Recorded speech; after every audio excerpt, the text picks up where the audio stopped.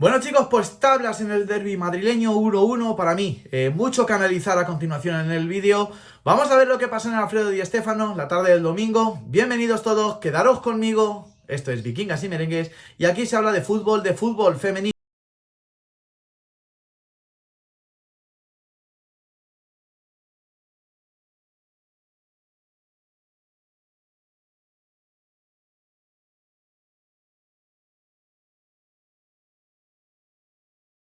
Que ha empatado a uno, la verdad.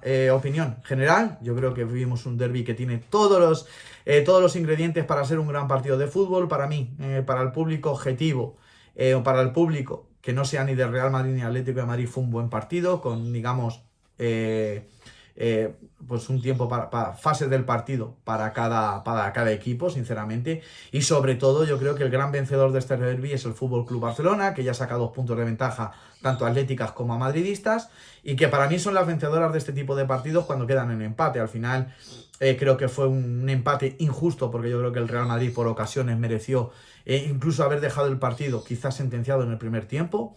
Tuvo chances para ello, pero yo creo que sinceramente fue un buen partido. Ahora hablaremos de lo que hizo bien el Real Madrid, porque al final es lo que a nosotros nos incumbe. Yo creo que el Real Madrid hizo muchas cosas bien, pero que también tuvo una fase de partido de 22 minutos en el que el Atlético de Madrid aprovechó muy bien esa fase donde dominó, donde generó hacia la portería de Misa Rodríguez, y que al final logró ese premio con un penalti que es injusto. Hablaremos de las polémicas al final porque hay más de una, con un penalti que es injusto, en mi opinión, pero que sirve para que tengas la sensación de que has perdido 2 puntos los madridistas y los atléticos tengan la sensación de que han ganado 2 puntos, lógicamente, fuera de casa frente a un rival como el Real Madrid.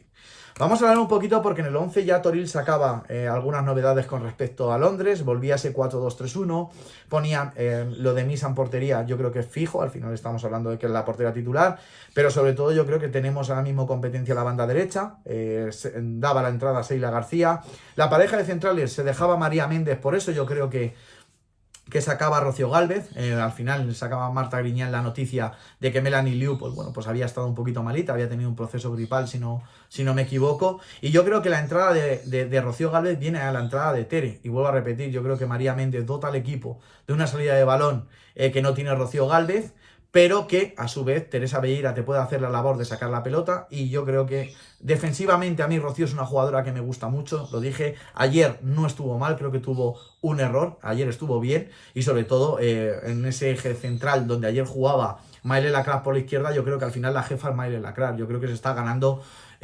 todos los elogios posibles dentro del madridismo, porque es una central, yo creo que tiene pinta de que va a ser la mejor central hasta la fecha que ha tenido el Real Madrid. Banda izquierda para Olga Carmona, que sí consiguió mantener a raya a Ajibade. Yo creo que fue un partido donde la nigeriana pasó desapercibida en gran parte por el buen partido a nivel defensivo de Olga y las coberturas de sus compañeras, hay que dejarlo así, porque una jugadora como Ajibade tú no la paras solamente con una jugadora en un 1 contra 1, porque al final alguna va a tener. De hecho, la hizo alguna vez, consiguió irse la sevillana, pero sobre todo el buen hacer del Real Madrid en bloque en ese primer tiempo, consiguió en gran parte dominar al Atlético de Madrid de esa manera, maniatando a Ajibade, sobre todo, y generando bastantes ocasiones. Doble pivote para Teresa Belleira, que como digo, una Teresa Belleira que entraba en ese 11 por Melanie Leopold, dotando al equipo de más control de balón cuando se necesitaba. Una Filipa Ángel, que yo creo que porque Linda Caicedo fue mucho más vistosa a la hora de conducir y sobre todo en el primer tiempo, pero que yo le hubiera dado el MVP, a pesar que en Grada Merengue se lo doy a Linda Caicedo, se lo damos en Linda Caicedo, yo se lo hubiera dado porque es cierto que con balón no te aporta nada diferente a lo que ya tienes, pero sin balón el trabajo de la jugadora sueca es sinceramente espectacular. Banda derecha para Naomi Feller, que ayer la vi muy desconectada del partido, una jugadora que destaca por potencia y que, salvo algunos minutos a la vuelta del descanso, tampoco aportó mucho al equipo de Toril. Banda izquierda para Linda Caicedo, que como digo, todo el peligro del Real Madrid iba por la jugadora cafetera, que hizo un buen partido, pero que, propio de su edad, creo que tuvo algunos errores en la toma de decisiones. Ahora hablaremos más en profundidad.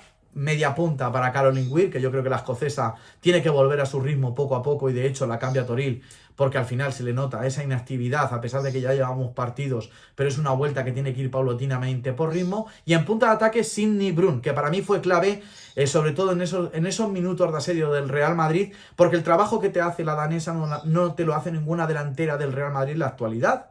Tienes jugadoras de mucho tipo, tienes por ejemplo una Caroline Moller que es más una segunda punta, que es más una llegadora, pero una delantera fija, que fijara tanto a Lauren Leal como a Silvia Lloris, como lo hizo ayer la danesa, no te lo va a dar nadie en ese sentido actualmente en la plantilla.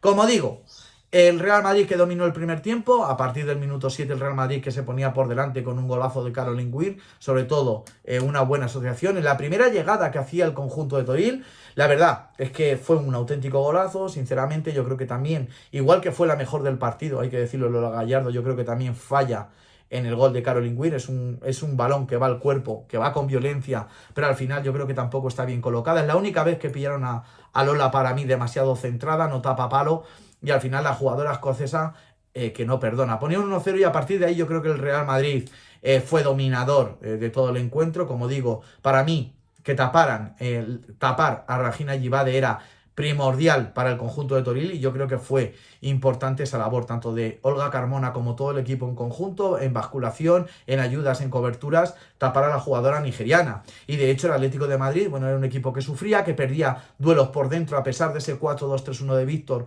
con un 11, sobre todo con 3 jugadoras muy físicas, como son Boea Risa, como son Gaby García, que para mí es un escándalo de jugadora, y sobre todo Tatiana Pinto, que hacía a su vez labores de media punta. Si es cierto que no tiene la calidad de Fiamma Benítez, pero el trabajo que te hacía la jugadora del Atlético de Madrid creo que era bastante bueno para el conjunto de Víctor en ese momento. Pero a pesar de eso, el Real Madrid dominaba al conjunto atlético, tuvo ocasión de incluso irse por delante, tuvo ocasiones suficientes para irse por delante con más ventaja al descanso, y al final es lo que pasa, cuando tú a un equipo de las características del Atlético de Madrid, al que claro, tenemos muchas ganas de ganarle, pero hay que entender que también es un equipo de Champions, porque de hecho está construida esta plantilla para haber pasado la fase previa, incluso haber competido en la última fase por entrar en la fase de grupos. Bueno, al final es un equipo con jugadoras de calidad, con jugadoras que digamos que te pueden hacer daño, si no las matas al final las estás resucitando. Y de hecho se resucitaron, en mi modo de ver, con los cambios.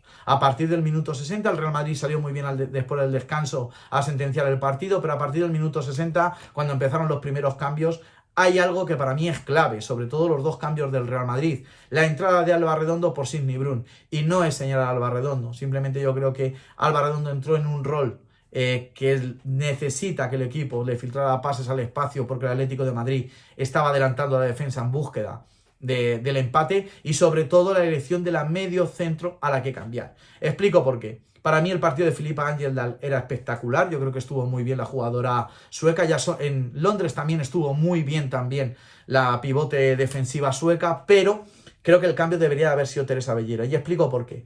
Yo creo que Tere hasta el minuto 60 estuvo muy bien, estuvo dotando al equipo de fútbol, estuvo circulando la pelota, pero a partir del minuto 60, después del desgaste físico de ir a buscar a las pivotes atléticas allí a su campo, donde el Real Madrid estaba dominando, al final el desgaste era brutal, ¿no? Para una jugadora que sinceramente no es una destructora nata. Yo creo que el cambio tenía que haber sido Teresa por Melanie, al final Toril cambió a Filippa por Melanie Leopold, y de hecho yo creo que en ese desgaste físico, vamos ya entrando un poquito sobre las polémicas porque va a ir al hilo, en ese desgaste físico, bueno, pues ves pequeños errores de alguna jugadora que hay que leer desde el banquillo, como digo. Al final yo no sé cómo, pues el plan de partido que tenía Alberto Toril, yo creo que nadie lo sabemos, el porqué de los cambios, pero sobre todo, como digo, al final un desgaste físico conlleva un error, y es el penalti. No vamos a empezar hablando por el penalti porque no es, ¿vale? Hay mucho que analizar en el penalti, es un penalti que no es, de hecho viene de una falta de Gaby García, y al final es Tere la que hace el penalti a Gaby García, no toca a Tere a Gaby García, sinceramente. Dice Olga, las declaraciones, que escuchó un choque de botas, pero para mí no hay penalti, no llega a tocarla, pero no se puede ir ahí sin mirar, como digo, como decía en Londres con María Méndez, no se puede ir sin mirar, y sobre todo, bueno, pues a una jugadora que está de espaldas a la portería. Gaby García no tenía salida ahí, de hecho el balón lo sacaba fuera del área del Real Madrid buscando otra circulación, Y para mí es un error de bulto. A pesar de que no es penalti, es un error de esos pequeños detalles que son los que ayer, de que estemos hablando hoy de un empate y no de una victoria madridista. Luego hablamos de la falta a Misa. Para mí es falta, pero falta de toda la vida de Dios. Una cosa es que a la portera se le pueda tocar y otra cosa es que se le pueda obstaculizar. Ayer Lauren Leal obstaculiza a Misa. De hecho, ves la posición de los brazos de Lauren Leal, ves dónde tiene el brazo Lauren Leal.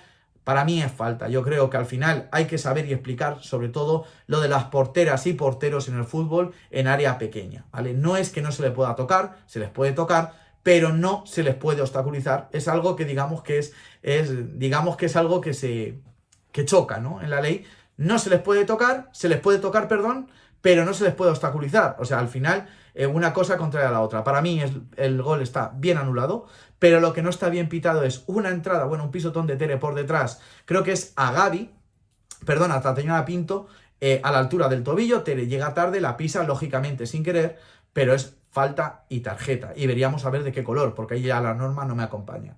Pero como digo, para mí un empate injusto, porque yo creo que el Real Madrid mereció mucho más, pero que al final te quedas con el sabor de boca de que has perdido 2 puntos por cómo se vio el partido, ¿no? Cómo se desarrolla el encuentro. Yo creo que el Atlético de Madrid tuvo 22 minutos de los 90 de dominio al Real Madrid. A partir de ahí el Real Madrid tuvo el control del partido sin balón, porque al final creo que la posesión la gana el Atlético de Madrid, pero un Real Madrid que, como digo, en 3/4 de campo, ya resumiendo, sobre todo en el área le cuesta decidir bien cuándo pasar, cuándo filtrar, cuándo disparar, y sobre todo ahí, como digo, después de los 4 minutos, con un Real Madrid volcado, creo que el conjunto de Toril debe de aprender a madurar más la pelota. Si en el minuto 93 todavía te queda un minuto, tienes que buscar el espacio con un rival que ya daba por bueno el empate, tienes que empezar a madurar la jugada lado a lado, porque al final el hueco lo vas a encontrar, porque el desgaste no solamente es para ti, sino para el otro encuentro. Son pequeños detalles que al final te marcan la diferencia entre subir el listón o no, pero que lo que está claro, chicos, es que nos quedamos con 2 puntos menos, que el Barça se distancia a 2 puntos y que al final es un partido que te deja con ese sabor. Así que, chicos, hasta aquí el vídeo de hoy. Si os gusta el vídeo, suscribiros, dale a like, darle a la campanita, como dicen todos mis compañeros youtubers. Así que hasta aquí el vídeo de hoy. Ya nos ponemos ya sacaremos contenido. Mañana creo que habrá Scout ya. Hablaremos el miércoles de esa previa frente al Celtic de Glasgow. Así que, chicos, hasta aquí el vídeo de hoy. Un abrazo y hasta la próxima.